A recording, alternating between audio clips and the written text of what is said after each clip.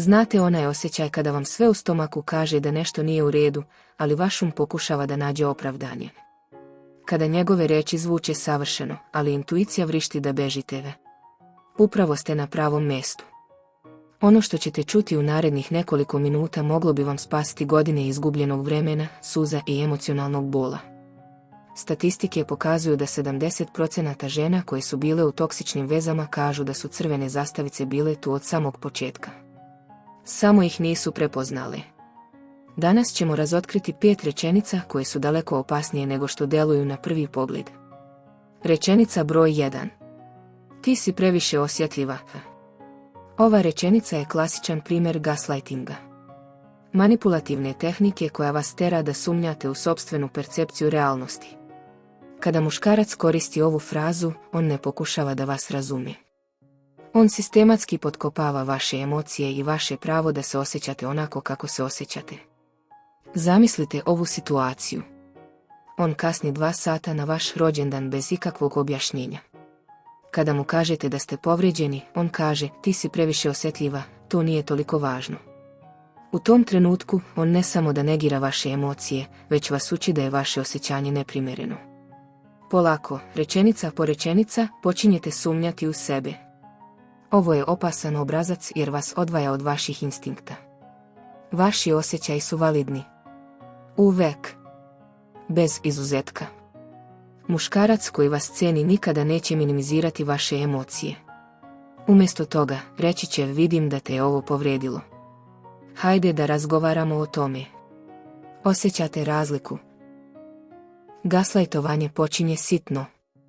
Prvo je, previše si osjetljiva, zatim postaje, ti uvijek preteruješ, pa niko drugi se ne bi nervirao zbog toga, i pre nego što shvatite, potpuno ste izgubili kontakt sa sopstvenom realnošću. Verujete njemu više nego sebi. To je tačka bez povratka. Rečenica broj 2. Sve moje bivše su bile lude. Ako vam muškarac pri prvim susretima priča kako su sve njegove bivše devojke bile lude, psiho, nestabilne ili dramatične, to nije kompliment za vas. To je najveća crvena zastava koja postoji. Pitajte se, da li je stvarno moguće da je svaka žena u njegovom životu bila problematična ili je možda zajednički imenilac on. Evo šta se zapravo dešava iza ove rečenice, ovaj muškarac ne preuzima nikakvu odgovornost za propal odnos. Sve je uvek tuđa krivica. On je večita žrtva. Žene koje opisuje kao lude, verovatno su bile potpuno normalne žene koje su jednostavno reagovale na njegovu manipulaciju, prevaru ili emocionalno zlostavljanje. Razmislite o tome na trenutak. Kada normalan, zreo muškarac govori o bivšim vezama, on će možda reći: nismo bili kompatibilni, ili oboje smo pogrešili, ili jednostavno nije funkcionisalo. On neće crnjeti svoje bivše. Zašto? Zato što razume da je za veze potrebno 2 ljudi i da je on također doprideo svojim delom dinamici. Ali muškarac koji vas sada gleda u oči i opisuje sve svoje bivše kao lude, zapravo vas upozorava.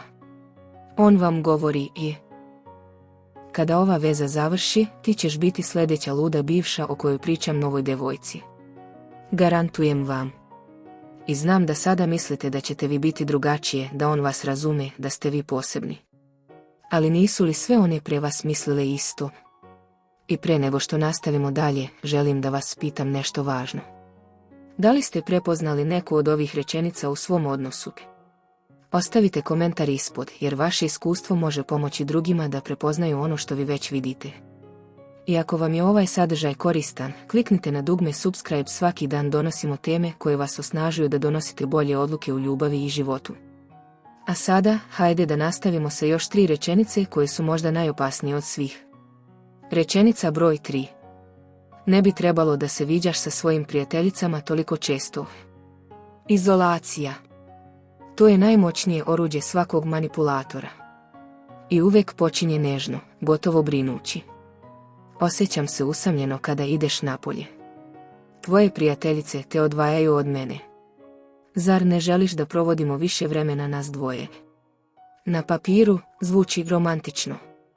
U realnosti, to je strategija kontrole. Čovjek koji vas zaista voli želi da imate ispunjen, bogat život.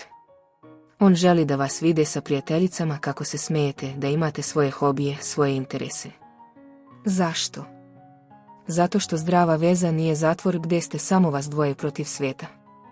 Zdrava veza je kada dvoje potpunih, srećnih ljudi odluče da dele život zajedno. Ali toksičan muškarac to zna.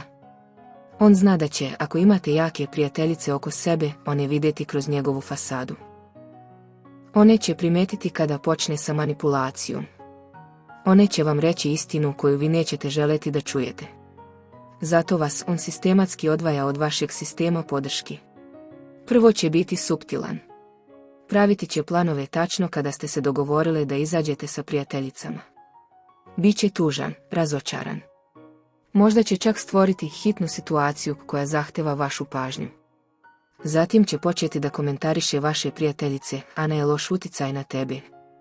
Maja je ljubomorna na našu vezu. Tvoja drugarica Jelena te ne podržava. Polako, veza po veza, odseca vas od svih. I onda, jednog dana, gledate oko sebe i shvatate da ste potpuno sami. Nema prijateljica koje će vam reći da se morate izvući. Nema porodice koja će vas primiti kada odlučite da odete. Imate samo njega. I to je tačno ono što je želeo od prvog dana. Rečenica broj 4. Ako me voliš, dokazat ćeš mi to. Ljubav nije nešto što se dokazuje. Ljubav nije ispit koji morate položiti. Ljubav nije takmičenje gdje morate konstantno pokazivati svoju vrijednost. Ali manipulatori to ne razumiju. Ili tačnije, razumiju sasvim dobro i koriste to protiv vas. Ako me voliš, poslaćeš mi svoje lozinke. Ako me voliš, prekinut ćeš kontakt sa tim prijateljem. Ako me voliš, nećeš izaći večeras. Ako me voliš, obući ćeš ono što ja izaberem. Ako me voliš, oprostit ćeš mi što sam te prevario. Vidite obrazac. Ova rečenica je emotivna ucjena u najgorem obliku. On stavlja svoje nezdravo zahteve u paket nazvan ljubav i tera vas da birate između vaših granica i njegove ljubavi. Ali evo istine koja će vas osloboditi. Čovjek koji vas voli nikada neće tražiti da dokazujete svoju ljubav. Zašto? Zato što on vašu ljubav osjeća u načinu na koji ga gledate. U vašem smehu. U vašoj brizi. On ne treba da vas ponižava, da ruši vaše granice ili da vas tera da radite stvari protiv vaše volje kako biste dokazali nešto što je već očigledno. Pravi test karaktera muškarca nije šta od vas traži kada kaže, ako me voliš. Već da li vam to uopšte kaže. Čovjek vredan vašeg vremena razume da je ljubav stanje postojanja, ne lista zahtjeva koju morate ispuniti. Sljedeći put kada čujete, ako me voliš, onda zaustavite se. Shvatite da ta rečenica nema veze sa ljubavlju. Ima veze sa kontrolom. I niko ko vas kontroliše vas ne voli. To jednostavno nije moguće. Rečenica broj 5. Niko drugi te neće voleti kao što ja volim. Ovo je možda najuvrnutija od svih. Na površini zvuči kao romantična izjava. Zvuči kao da on ceni vašu vezu, vašu posebnost. Ali kada pogledate dublje, ova rečenica je otrovana bodeža umotana u svilenu hartiju. Šta on zapravo govori? Ti nisi dovoljna. Srećna si što imaš mene. Bez mene si ništa. Bolje je da se držiš mene jer nećeš naći boljeg. To je suština. On instalira strah u vaše srce. Strah od samoće, strah da niste vredni ljubavi, strah da je on najbolje što ćete dobiti. Čovjek koji je siguran u sebe i u vašu vezu nikada neće koristiti ovakav jezik. Zašto? Zato što on zna da ste vi vredni ljubavi. Njegove i bilo čije druge. On ne gradi vašu vezu na vašem strahu, već na vašoj snazi. On želi da ostanete jer želite, ne zato što verujete da nemate izbora. Ova rečenica je također čest prethodnik nasilju, bilo emotivnom ili fizičkom. To je način da vas zadrži u vezi čak i kada stvari postanu nepodnošljive. Kuda ćeš? Ko će te hteti? Ja sam sve što imaš. Ali hajde da budemo kristalno jasni, vi ste vredni ljubavi. Prave ljubavi. Ljubavi koja vas gradi, ne ruši. Ljubavi koja vas inspiriše, ne plaši.